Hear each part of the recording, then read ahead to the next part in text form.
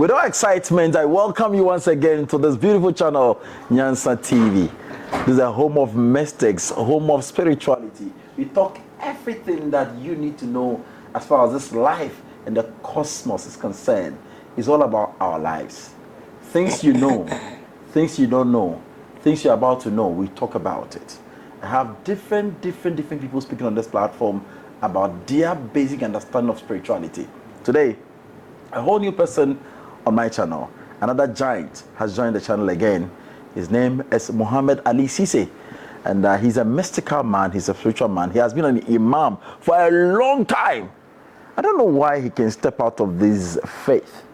So we will go deep into that. I'll be right back as we dive deep. Please remember to click and subscribe to the channel. This channel is for your spirituality. I'll be right back. Senior, you're welcome. Thank you, brother. Oh, so beautiful meeting you. My first time. Sure. Welcome to Nyansa TV. Thank you. You've been watching the channel, right? I've been watching the channel. Oh, are you sure? I've been watching What have you been seeing? I've seen a couple of spiritualists, teachers who discuss so many interesting topics. I started following you when I saw you with one lady, Evelyn. Mama Evelyn Watson, and she's the captain of this platform. Sure. So Mommy, I salute you. Champion Mama Evelyn. Yes. Oh, okay. I've been watching her. Okay. Yeah, and then there are also a couple of other people. And I think I've watched a couple of interviews with you yourself and Avram Bimoshe. Okay. I've watched all this, and there are other people. There's another Maharaj Acharya. Maharaj, I salute you. You're coaching India, so I yeah, Maharaj Acharya. Yes, so I've been see. I saw them, and I've. So why do you want to come on this channel? This is my first question. Yes, first of all, I think it's a channel that is educating people and taking us back to what we really are. We've been in situations where we are not ourselves. Okay. This is one of the channels that is taking us back to what we really are. And I also have, I have a message that through this channel, I can also share. That's why. You're welcome. Yeah. Thank you, brother. We are ready for your message as well. Thank you. The whole world is ready to listen to you. Thank you very much. Thank you very much. You're welcome. I heard you were an imam. Yeah. For how many years? I think 27 years and above. 27 years? Yes, because since my childhood, I think I'm now hitting 37 years. That's my age. And at the age of, I think by the age of 19, 20, I started leading Islamic prayer. So you were born into a Muslim Yes, home. Yeah, born into a Muslim I've stopped saying you were born a Muslim. Nobody was born a Muslim. No. Nobody was born a Christian. At all. But you're rather born into the faith as in a family where people believe in that particular faith. Yes, and my dad is also an imam. Okay. Yeah, my dad is an imam and also a spiritualist, but Islamically inclined. Okay. So that is the kind of home I grew in. So, and you go to Makaranta, that is the Islamic studies. You do it. Bismillahirrahmanirrahim. All this Quran, Medina, we because my dad was preparing me to be an imam, a great Islamic scholar. Okay. He did well because my dad did well in a particular way. He thought of it and it's things that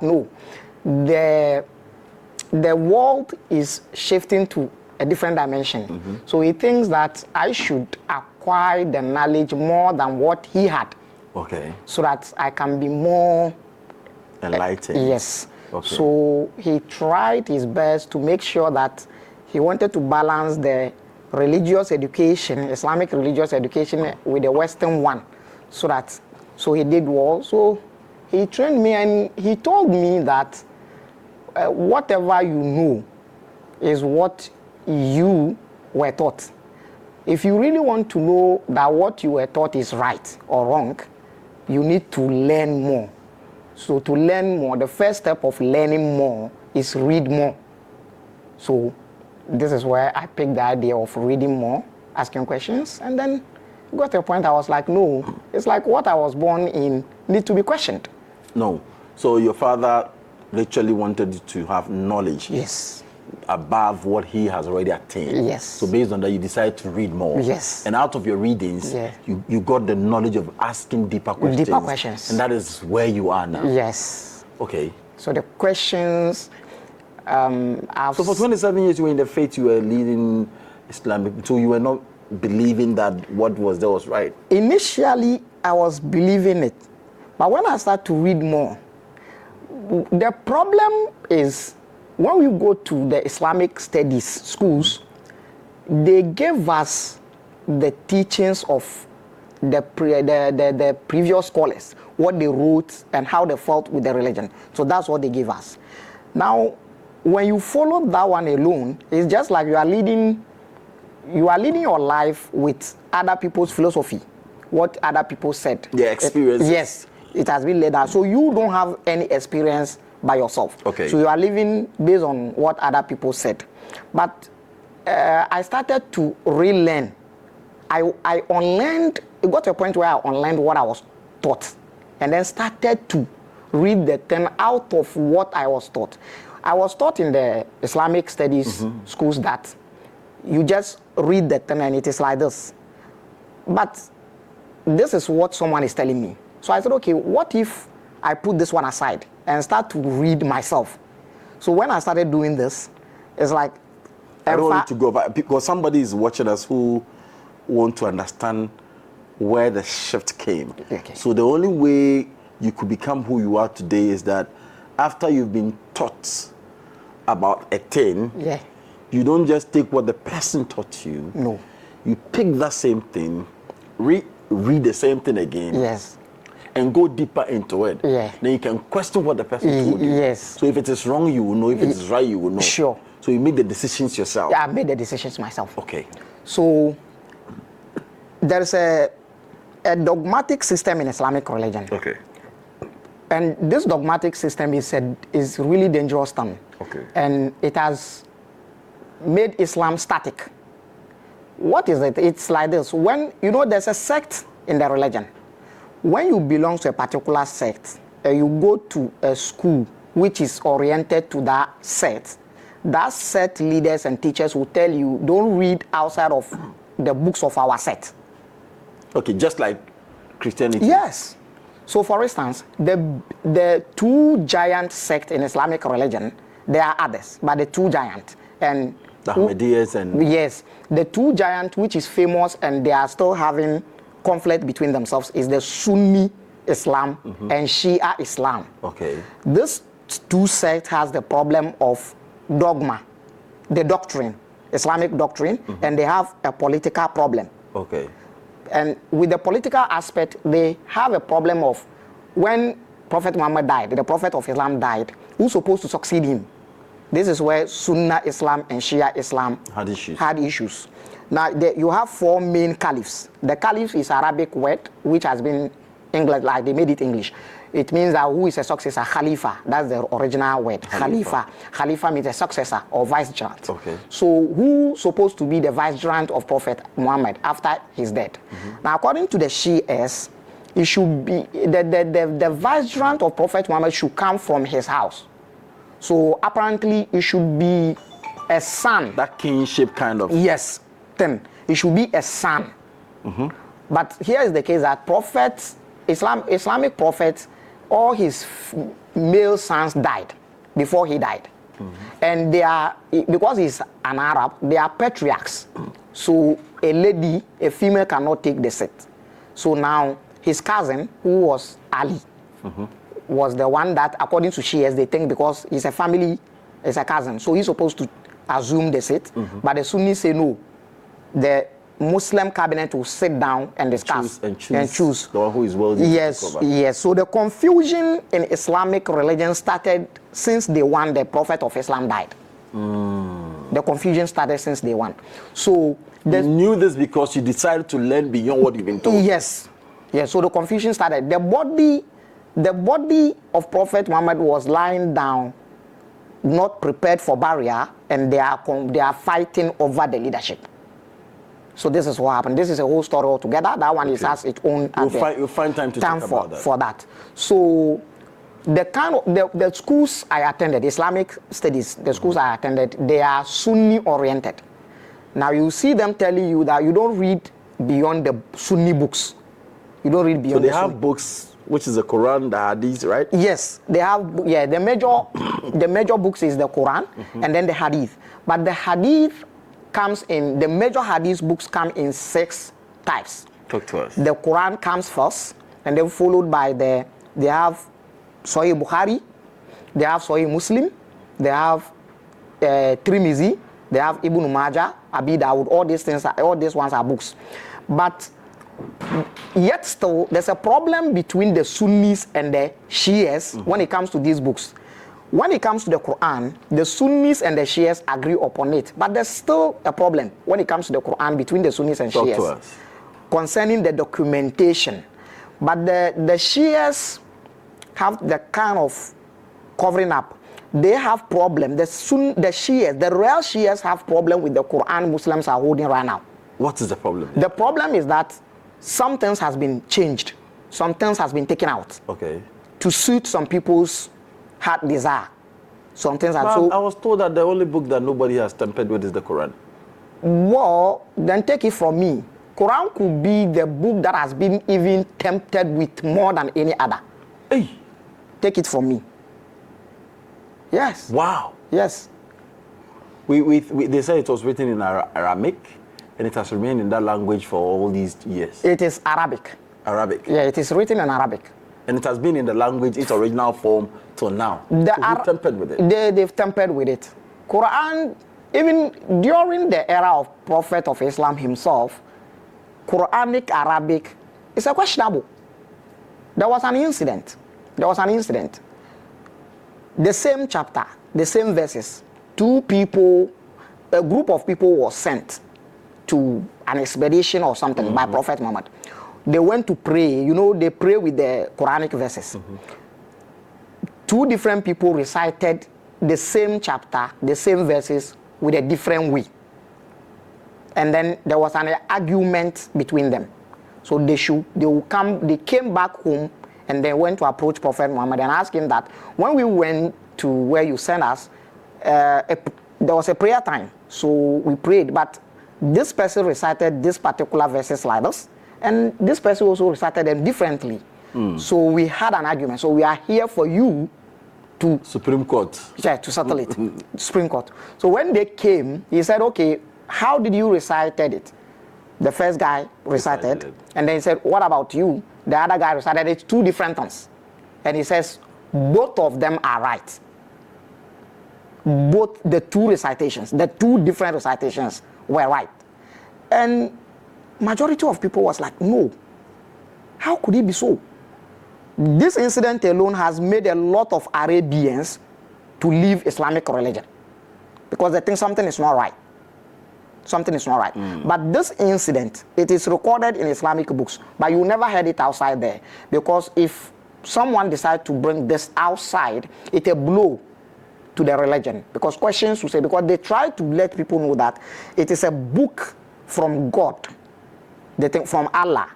Is it a book from Allah? Well, before you can't answer this question yes or no, because you should know what is Allah or who is Allah. This is the thing. So if I'm not careful, we run away from our topic, right? I'll not. So if I'm not careful, we'll be going and we'll be veering off the topic. Yes. Okay. Yes, though, because that is because according to a Muslim, Allah is the creator of all things. But when you subject Allah to a scrutiny, Allah cannot be the creator of all of us. What do you mean by that?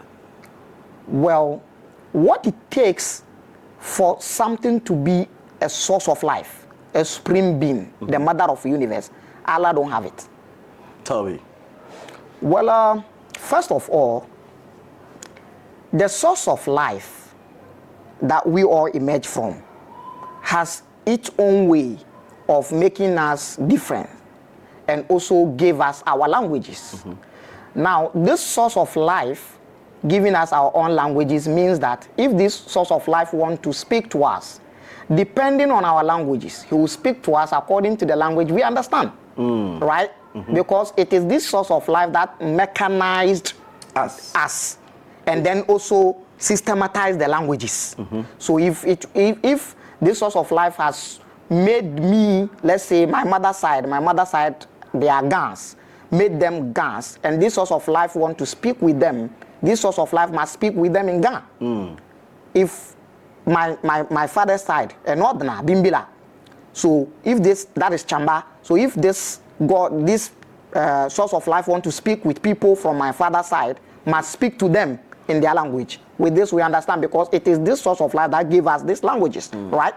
But if the source of life decide to choose one language, which is even far, far away from my continent, and said that he has message for me, and that message is given to someone who is somewhere on Arabian desert, and even right now that we have the means of transportation easily and communication between my country and this Arabian land, aircraft, it takes you 3 hours 30 minutes, and this source of life decided to give the message that he wanted to give to all mankind who have different languages, and this source of life decided to give it to someone in Arabian Peninsula to bring it to me.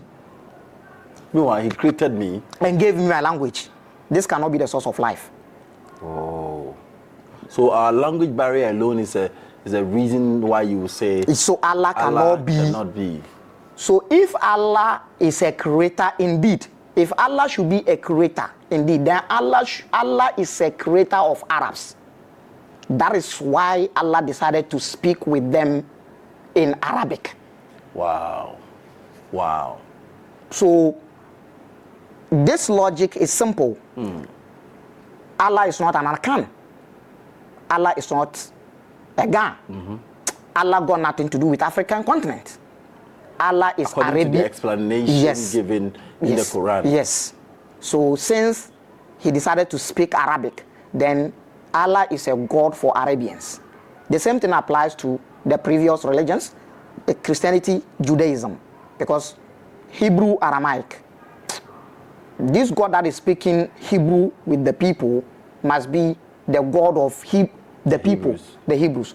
So the source of life who mechanize us and also systematize the language for us must speak to us according to the languages. So if you want to speak to an Akan, he will communicate with an Akan in Akan language. If you want to communicate with a Ga person, he will communicate with a Ga person in Ga language. With this, we will understand that, okay, this is the source of life, Supreme being the mother of the universe. This is one aspect of it. If this is not enough, let's check the other side. The other side is this. You can only speak with the Allah, the God in the Quran, in Arabic. So logically, it means that the God of the Quran don't understand any language apart from Arabic. So you are forced to go to Arabic school. You are forced to learn the language. But that is the language of the God you serve. So if not for anything, you are forced to learn the Quran in Arabic. The 5 daily prayers must be, and it is those 5 daily prayers is what defines a Muslim. Is what defines a Muslim. Any Muslim that don't do the 5 daily prayers is not a Muslim. So these 5 daily prayers, before you do them, you should be in Arabic. So you are communicating with this God in Arabic. So this God can only understand Arabic. If this God can only understand Arabic, then it is not a supreme being. So this is to say a little of a practical examples of this. Just to say a little. There are more. I get it. So that is why in their mosque, when they are shouting, they shout in an Arabic language. Because shout in Akan, and he can't understand you because he doesn't understand Akan. Shout in Ga. Yes. Hayya ala salah, come to prayers. Mumbra for mpaibo. But you can't do it in Akan, you can't do it in Ga. But it's the same thing. Why not speak a language in there? Yes, that is because this God or whoever God you are going to over there only understands Arabic. That makes him and limit him for the Arabians. So say, talk to me. about you trying to unlearn and relearn, what came to mind? Something happened. There was 2 experiences. The other one, I would like to keep it maybe next time. It's fine. That got to do with energetic experience or spiritual experience. I had an encounter. The encounter started with the 5 pillars of Islam. You had an encounter? Yeah, I had an encounter spiritually. We'll be right back after this break. Mama Inakwaba, you started talking about an encounter you had. Yes. That made you decide to unlearn and relearn and to grow. Talk to us. So the encounter, the spiritual one, I would not like to go into that one much. But to say a little, I am someone that mostly I love to be alone. And I love to observe things a lot. So there was a time I checked the way we build the worship center of Muslims. Okay.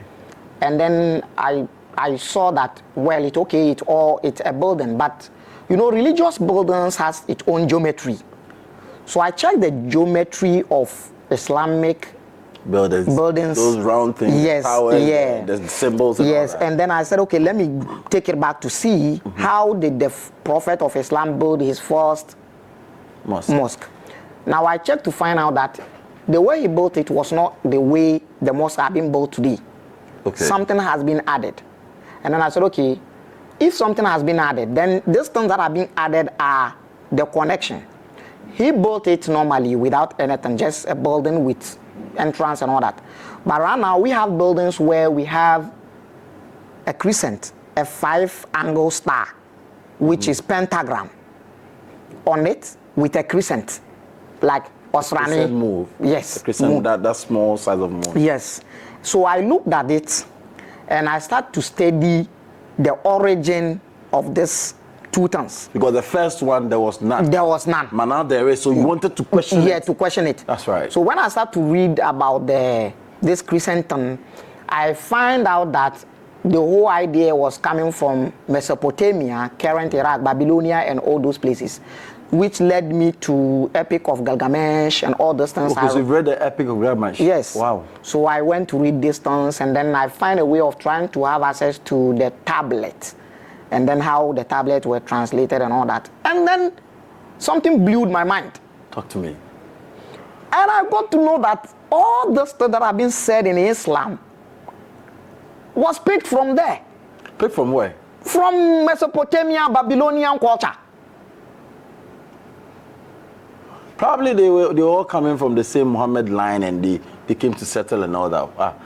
They were coming from there. The stories, the act of prayers, the 5 daily prayers, and everything, you know, the pillars of the so-called pillars of Islam. All those things were coming. The zakat, the zakat, the hajj, the pilgrimage, the hajj, the fasting, the Ramadan, and then the shahada, that is the word, like you say, the la ilaha illallah Muhammad Rasulullah, which is the entrance of the Islam, and then the salat, the 5 daily prayers. And I got to know that everything is coming from there. So are you saying that the ancient Babylonian empires and all these kingdoms, that they were having these things? Ditto, one-on-one. Which book was that? Actually, I enhanced the reading. So I gathered a whole lot of the books. Apart from the Epic of Gilgamesh, I went through the tablet and all that. And then there are other books of religious aspect. And then I started to put them together.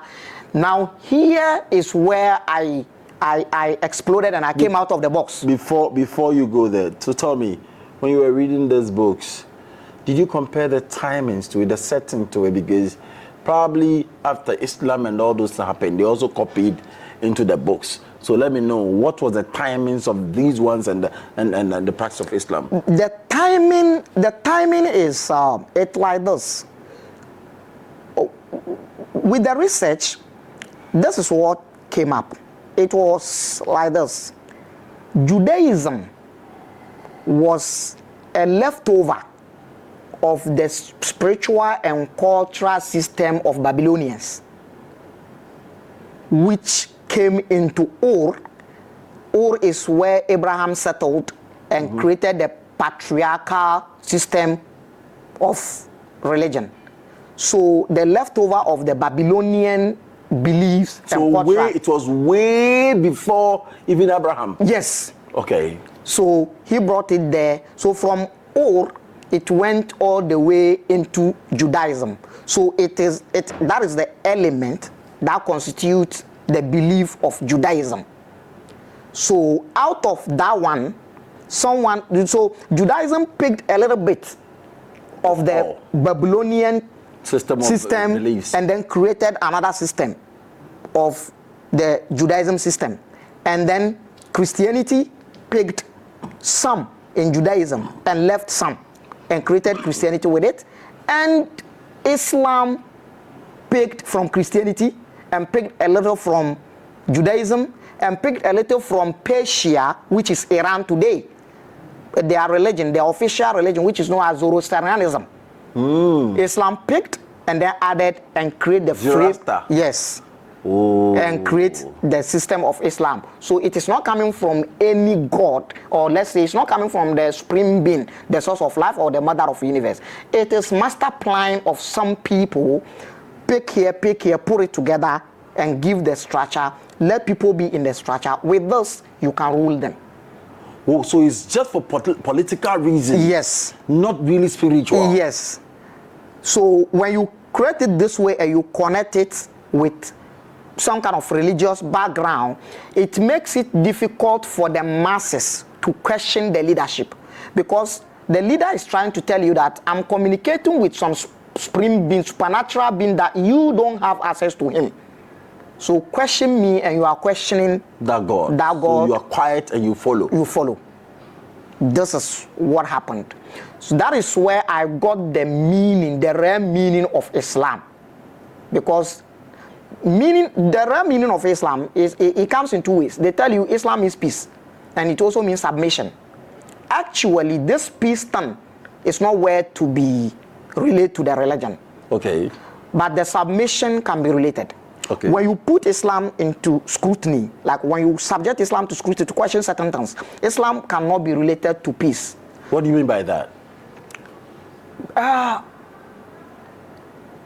The historical background of Islam, honestly, this is the time of Aquarius. It is time of knowing, so we should learn and know. The golden age. Yes, so we should know. Historical background of Islam is full of bloodshed. Oh, so if you look at the account, the time and the settings that have happened all these years, and you are taking it to critical analysis, you realize that a lot of blood was shed than peace being given to the people. Yes, and in fact, some of the Islamic leaders, they were good leaders because they were warmongers. Oh. The people that ruled Islam properly were warmongers. So they go and fight. Yes. So it was because of the act of war that they have that made them good leaders who were able to maintain the people within their religion. So with this, you can't relate Islam to peace, but you can relate it to submission. So it is totally submission. Yourself under that leadership. But they will tell you it is submission totally. Submit yourself entirely for the will of Allah. Now here is the question. Who is Allah and what is Allah? This is the problem. Allah cannot be the source of life. Allah cannot be the supreme being. Allah cannot be, and it can never be. Who is Allah then? It's a deity. It's a deity? It's a deity. It's a deity. It's a deity which is related to Arabians. It's Arabian deity. Allah is Arabian deity, and it can be proven with the Islamic books and Islamic account itself. Nobody is making anything out of it. It is written. You can see the account given in Islamic history that all these things related to Arabian deity, and that is the Arabian deity known as Allah. Now, the development of the religion, as time changes, they try to put things in order, they try to fix things. So it is hard for you for now, like right now, if you are only a believer, for you to identify those things. But if you are a researcher, if you are and you ask questions and read, you will get to know that it's a deity, it's a complete deity. So my question, I have not left it, is still on the point that you began reading and begin to question the same process, begin to research beyond it. And I ask you, how were you able to come by this book? And you've said that all these deities were far before Islam. So those historical records were there before Islam. So people picked it and put together the Islamic faith. Yes, that's what they did. After discovering this, how did you feel about the religion? Well, there was heat, because this is something I was taught. I grew up on it. So I was trying to find a way. So my speech started to change. Where? My sermons start to change. In the mosque? Yeah. Yeah, but pay. And yeah, easy. Everyone I mean, you can say up to date. Some of the Muslims are still looking for my head. Seriously. Then it's serious. It's serious. Are you against Islamic religion? I'm not against Islamic religion. Okay. I'm rather exposing the other side of it. I'm doing this. I want, when you know what you are doing, you do it well. So I'm trying to let. Are you evangelizing for people who are within to also learn and realize, so they don't just be misled? This is what I want. Okay. This is what I want, because it goes far, far beyond the physical bondage. Religion, the entire religion, any religion at all, is a bondage. It's a bondage. And the bondage goes beyond the physical bondage, because whatever deity is in a particular religion is holding you wherever the deity is sitting. So after you drop this body, the deity will still give you a body to come back to serve it. Now with this, your purpose is gone. The reason for you being here as a human, the reason for you picking the complex body is gone. So yours is gone. You are doing someone's service. Wow. This is the real thing. Wow. So when you are able to assess these things and you understand them properly, ube to me I assessment now. Even if you will not leave the religion, you know how to adjust yourself so that the chains that are holding you in the religion, some of them will be broken, so that at least you have relief. You have a relief. If not, it's not that good. It's not that good. So this is the encounter. Islamic is the second, if not the first, largest religious group in the world. Yeah. Currently, they are really taking over. The time is coming. They can really, because of the percentage and the speed at which they are really covering up with Christianity. They are fast becoming the world biggest. But now Christianity still is on top because of the Romans. So talk to me. Can you change this? Yes. The second largest religious faith in the world. It can be changed. Religion itself, irrespective of whatever religion it is, religion itself is fading. Religion itself is fading. What do you mean by that? Religion is fading because the beliefs, religion can only be strong based on its beliefs. Okay. Right. Now, the beliefs of the religions are questionable. People are subjecting the beliefs of the religions into scrutiny, among for a question. So because of that, when the beliefs goes down, the religion goes down with it. Okay, so Jidie na Christopher Kuta, Jidie Islam Kuta, Jidie Hodongo Fukuta no. Now, among for they are asking critical questions of the same beliefs. Aye. Okay. Nte, since I have bisa questions no, some of Jidie no answer ni ho.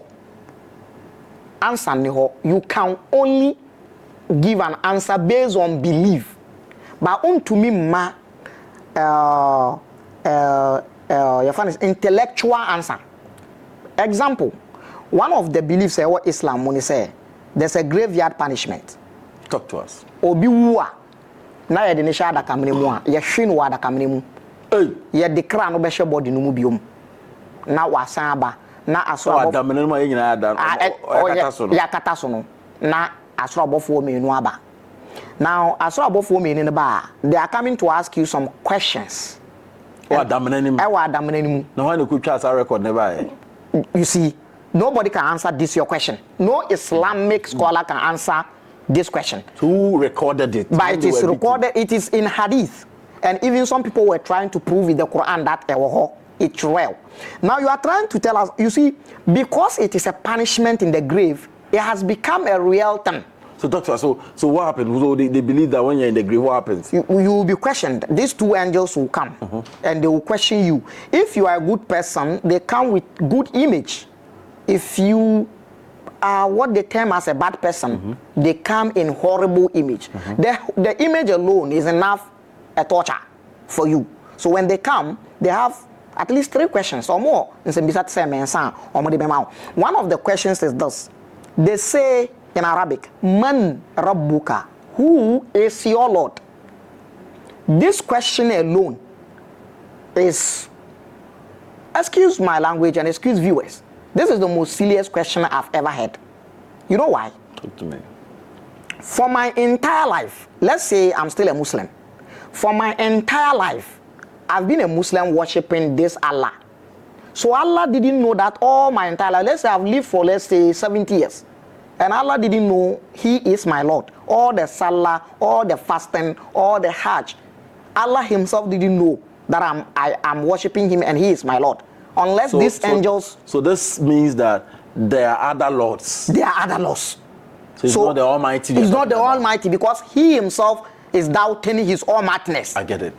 And even the key, the La ilaha illallah that you pronounce, or the Ashhadu an la ilaha illallah that you pronounce, that will make you Islam. That is the word they use to initiate you into Islam. Also confirm that Allah is doubting His supremacy. He knows there are other gods. It can be proven. Talk to us. Because why will you say, before one can be a Muslim, the person should say, La ilaha, there is no any deity, illallah, except Allah. If you really the supreme being, you are the mightiest, do you care about any other things? If you created them, you have your reason why you created them. Therefore, are they in competition with you? With you. But to say this logically means that you have a problem with them. There's a competition. There's a competition. The reason why MPP and NDC are on each other's neck is because they fear each other. This one can take over power at any time, and this one can take over power at any time. If any other political party speaks, it doesn't hold water. It doesn't hold water. So assuming one of these two parties is the mightiest, and it doesn't fear the competition of the other, they will not even give them attention. So for Allah to give a word that will initiate you into His religion, and that word got to do with other deities, means he's fearing for his position. Though this one alone means that doesn't make Him mighty. 1. 2. The word we use in prayers, the 5 daily prayers, Allahu Akbar. Allah is the Allah. Akbar. The Akbar is an Arabic word. Kabir means great. Akbar is the greatest. So if you say Allah you are Allah, you are the greatest, then you accept within you that there are other great ones. Charlie. I get it.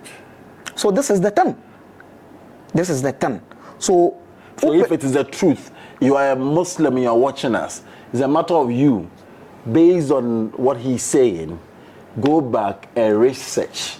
He's giving information for you to do a relearn and check the information. Don't just base that on belief. Nobody is fighting you. You can't fight for your faith. It's not your duty to fight. That God, the greatest, can fight his own battle. The fact is that go back and find out if what you've read or what you've been told is the truth or not. I'll be right back. This is powerful with Ali Muhammad Ciessey. I'll be right back. You welcome back with my man, the former Imam himself, Ali Muhammad Ciessey. Talk to me. You are giving me a lot of insight as far as the Islamic faith is concerned. Tell us, the religious people in this country. I have traveled to some Arab countries. I've been to Qatar. I've been to the places are beautiful. So when I came back home and saw our Islamic community, sometimes I feel bad and I don't know why our communities are like that, because it's so beautiful when they enter Arab countries elsewhere in the world. Yeah. The way they break even their fasting. Come and see the way they've lined food there for people to go and eat. Yeah. We don't have it like that here. People are even begging before they can eat another. Look at our zongos. Yeah. So dirty, it's not in good structure form and all that. Yeah. So if Allah is the greatest, why is the Allah in Ghana not greatest? Yes. To answer this question, I would like to answer it in two ways. Take your time. It's for you. One aspect of it is that the Arab countries, they are not really practicing Islam the way Islam is supposed to be practiced. Push it.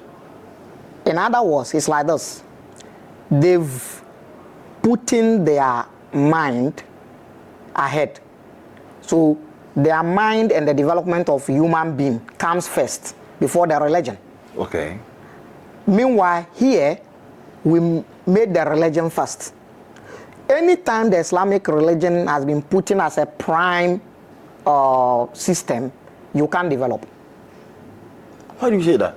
Because the doctrine of Islamic religion says that your everything is predestined.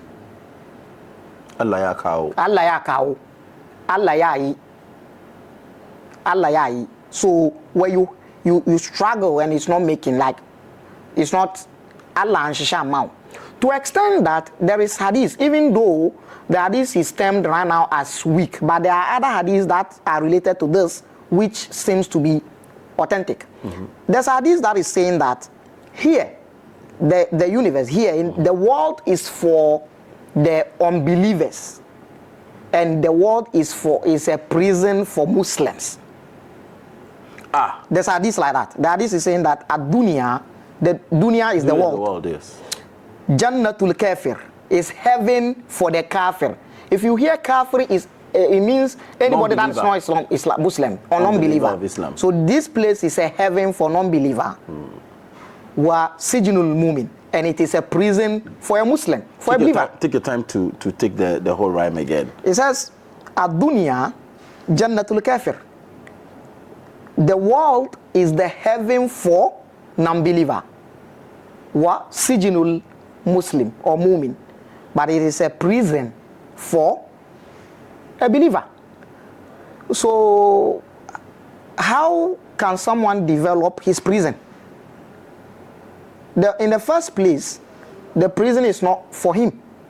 And he came into the prison without his will. So you can't develop your prison. This is one.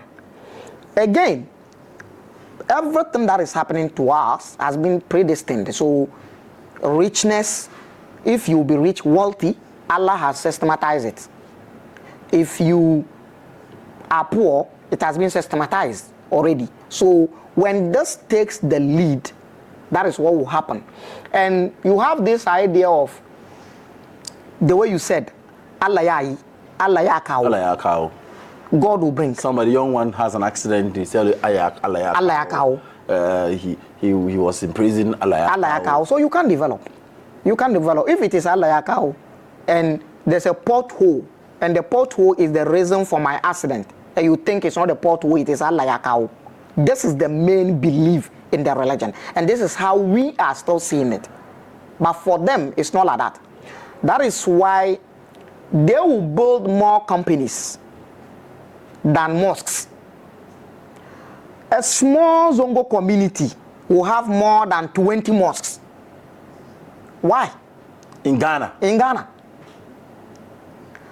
I went to a program somewhere and I said that, left to me, all these mosques should be changed into companies. Hey. Yeah, I said it. And it was a banger.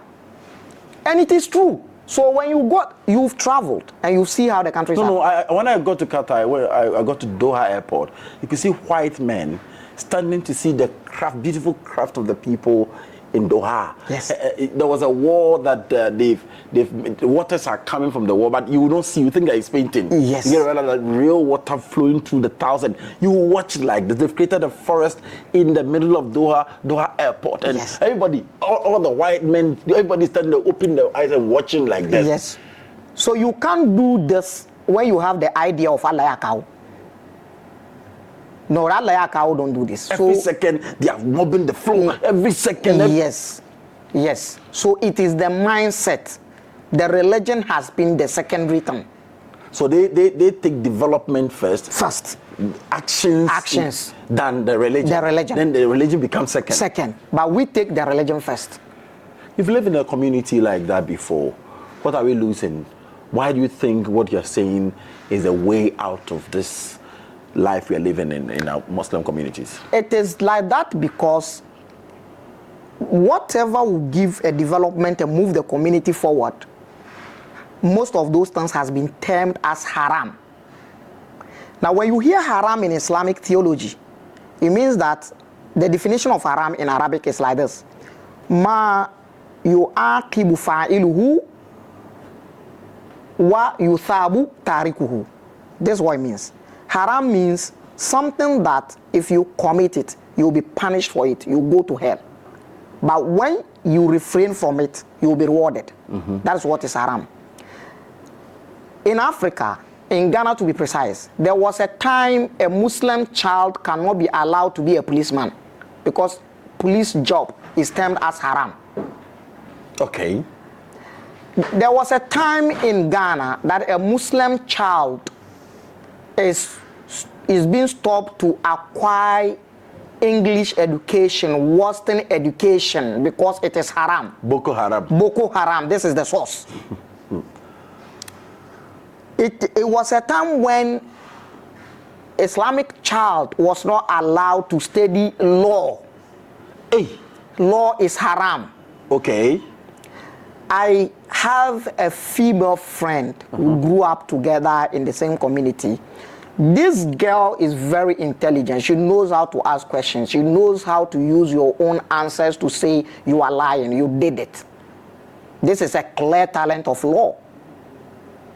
The parents decided no.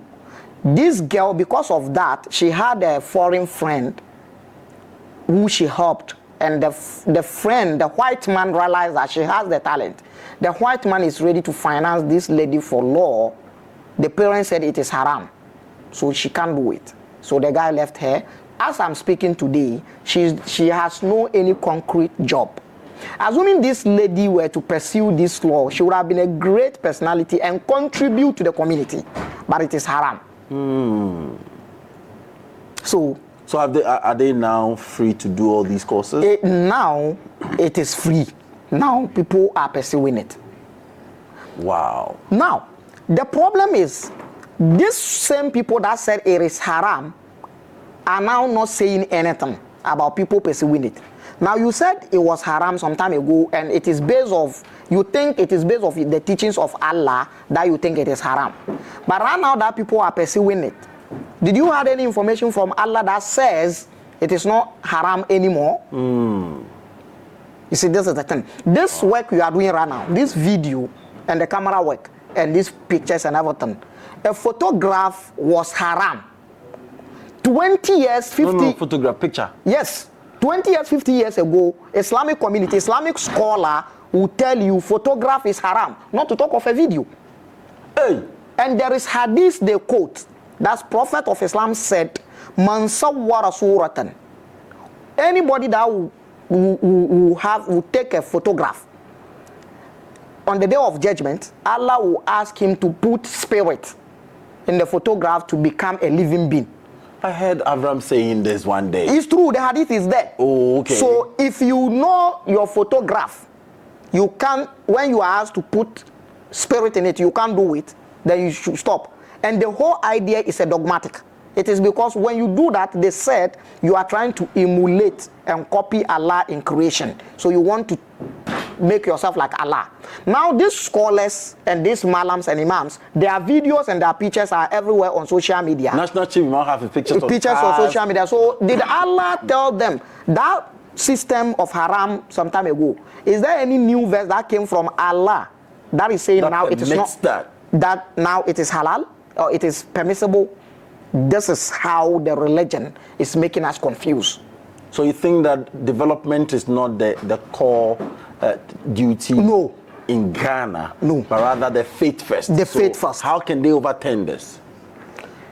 We can only overturn it when we question the faith and then we shake the foundation, the dogma, the doctrine, and then we put all these things aside and think of development and put the faith second. That is, if you want to practice the faith, let the faith be between you and your Allah.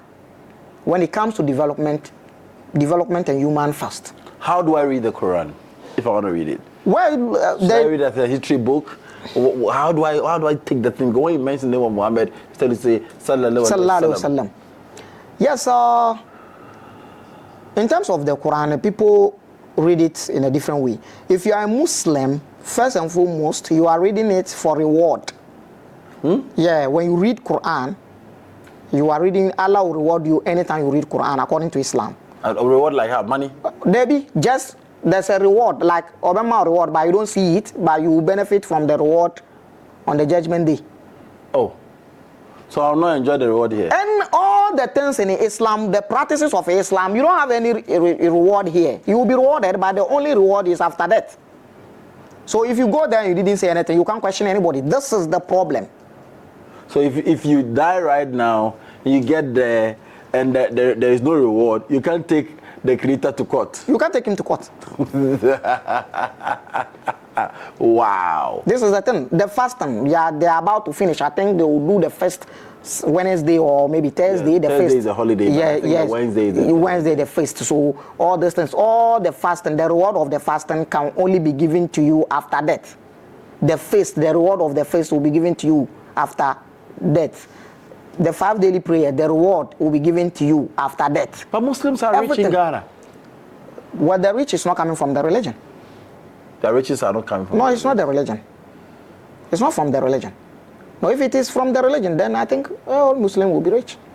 And in fact, when you become too religious, when you become too a Muslim, if you try to be more Muslim, I don't think you will make it in life. No. Okay. No. This is a whole topic by itself. When you become too religious, success becomes difficult. Yes. Success becomes difficult. Why do you say that? People who understood the language of success knows that it goes beyond limitations. Okay. Ask anybody that has. You're not in a box. You're not supposed to be in a box. In a box. Succeed. Yes. People who understand the language of success will tell you success cannot be attained when you are restricted. This is one. Religion restricts you. So if religion restricts you, there are certain things you cannot do. As to 10 years ago, 20 years ago, religion has problem with a woman, a lady being a nurse. Which of the religion is that? Islam. A lady being a nurse. Yes, because the idea, the main idea of Islam is that ladies should not go out. A lady should not communicate with people. Ladies should not communicate with women. What you see Muslims doing today, there is no good Muslim in Ghana. No. Good Muslim don't supposed to allow his wife to work. So all the Islamic ladies working out there, they are not good Muslims. Oh. According to the scripture. According to the scripture and the teachings and the doctrines of the religion. Ladies' voice is a problem. What do you mean? Islamically. No, what do you mean by that? It's a problem like that? A lady is supposed not to talk to a man unless it necessary, it compulsory. Just a two near day, and a moon so you see obekasa religion nature and son obeka because according to the religion, lady the voice no quiet temptation at the mouth. And immediately she speaks to you with you, something will happen. You don't need to be in a one room with a lady according to the religion, because there's a hadith and the teachings of Islam that when a male and a female are in one place, the devil is the third one. So what do you think the devil will do? He convinces them to do what the Quran doesn't want them to do. So if this is the system, let's say this is your studio, this is where you work. You need a secretary, and a Muslim lady qualified to be a secretary. When you guys are here working, before any customer walks in here, it is only you and the secretary. And Islamic things, because you and the secretary alone here, it's some kind of admin fee. So the woman is supposed to always be indoors without working. That is that, and it is in go to Nima Market and see the so there is no original Muslim. Every woman is working. Yes. Just the latest few are in the house. Yes. There is no original Muslim. Our own vice president wife.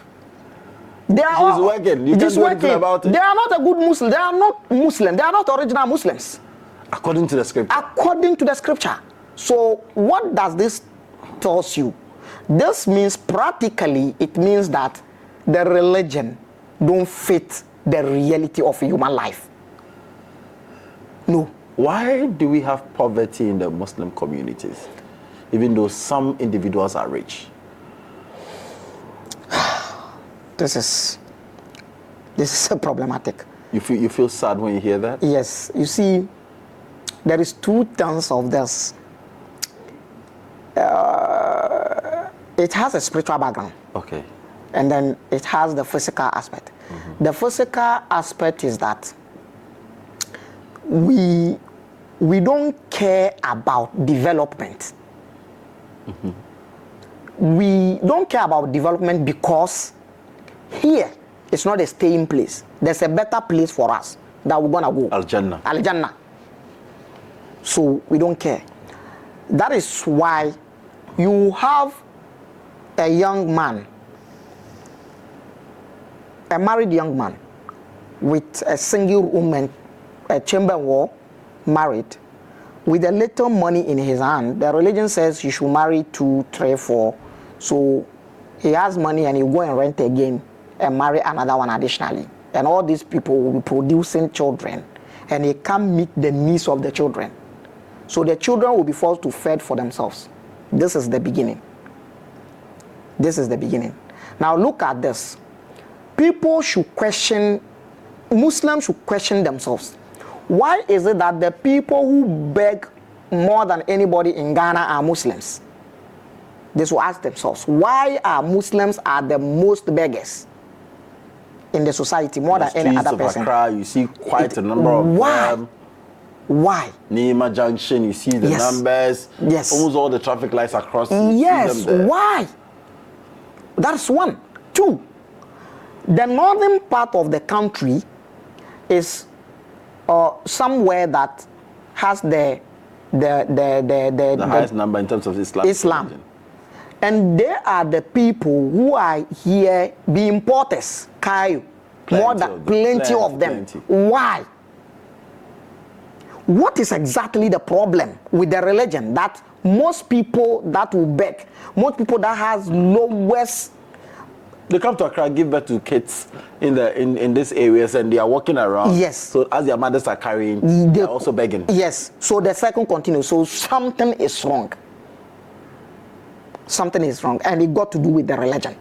This is what we are talking about. We are telling people, hey, let's check it because we can't continue like that. It's a circle. Because it deals with humanity, and human life is a circle. When you create a negative circle, it takes a long time to break it. When you create positive ones, the same time. Wow. Someone basically say, I want to bring this interview to a close. You've spoken a lot about the faith. There's a lot we have to go into. Comparing Quran, comparing Bible and other books. You said the Quran is the last book. and it's been, people have tempered with its authenticity different times. Yeah. The same thing applies to the Bible and other books. But then all other books came before the Quran. Yeah. Is that what you're saying? That's what I'm saying. So when I pick the Quran and read, it's not the word of God. No. If it is the word of God, then it depends on which God are you talking about. It is not the source of life. It is not the supreme being. It is not the mother of the universe. It is not the word of the Oduman Kuma that all of us emerge from. If it is a word of God, then it is some God somewhere, which is a deity somewhere, and even it is not. It is not. Should we stop serving? Should we stop worshiping and the Islamic faith? In the first place, you don't need to worship. What are you worshiping? Why are you worshiping? In the first place, humans are not supposed to worship. Worshiping who? Worshiping what? Why? So when a human want to be a human, when human really want to be a human, they should stop worshiping. They should stop being religious. It is when you stop being religious. We are not saying they should stop being, everybody should go and stop being religious. You see, today, when someone stop being Muslim, it's not going to add anything into my life. And in fact, I want to say this. Oh, shit. When I was in the faith, with how I was rising in the faith, I would have had everything in my exposure by next 3-4 years' time. By to the things around you, yes. You have it, so you don't care. Those are down today, if I ask you to go to my community where I grew up and ask you to ask people who I were when it comes to their religion, they will tell you the knowledge, the speeches, the imamship and everything. But I would have remained there and enjoyed it. But there's a problem we want to correct. I dropped all those things and then took another dimension. This alone, for whoever is relating to me with intellect and not emotion, should know that I'm sincere. That is it. The humanity in you can only come out to the full level when you stop being religious. But if you are the human as you are will really manifest if you stop being religious. Yes. Following different dogmas and systems and faiths. Yes. Then you become. One day we'll talk about the concept of God. I think that will help us understand this topic better. Yes. The concepts of God. When you mention God, what it is. What it is. So we can understand the hierarchy. Sure. And we know where each of the religious faith and the things we've read in the Bible fall under. Yeah. So we don't go think that is far high above all other stuff. Yes. So this is God bless you. What do you do? Well, I was a teacher by profession, but now I think I've stopped the teaching work. So I do spiritual work. I have discussion when there's a spiritual consultation and all that. I also do astrology. Into right? Yeah, I'm into mystics. Oh, you I do astrologies and then I do calculation, and also, even though we are not yet fully into that, what we need to do is we should look at ourselves. So we have a way of trying to put people on exercises that you can look into yourself, understand yourself, and get it. So this got to do with what people want to call meditation or whatever. Okay. So we have a you can discover yourself. Yes, we have a professional way. We're not going to give you anything. So somebody shouldn't think that I'm coming there and they will give you the teachings and you'll become a magician or whatever. No. We will just give you the guidelines, the teachings, and we tell you, yeah, this is what you need to do. So go do it. Practice it. Practice it, because I'm not giving you anything. The thing is inside you. Maybe the energy has gone down. So when you practice it, we do it. In sum, I just want you to give me any way we can connect to you. Yeah, I think I'll give we have an office line. Okay. So that one will be fine. Because my personal line, maybe the call, maybe I couldn't. You can't respond to them. So if you want to connect to your center, what's the name of the center? Well, right now we don't have a name for it, but we have the number that anytime you call, somebody will respond. So let me have the number. I'll put it on the screen so you can have it. Yeah, so that's 053. Okay. 64. 5353. Okay. Yeah, that's the number. Okay. 053 64 5353. Okay. Yeah. Any social media handles? Yes, the social media handle, all the handles are TikTok, Facebook, YouTube, is Muhammad Ali Imam Ciessey. Muhammad Ali Imam Ciessey. What is the Imam doing there? Well, I created this when I was... Thank you very much. Nice meeting you. This has been the interview to a close. My name is Nyansa. Thank you so much for watching. Please, we are here for knowledge. We are not fighting. We are here to learn. If you also have any message for the world that you've also done research that you think people must know, the platform is there for you. This is Nyansa TV. Africa will rise one day. Bye for now.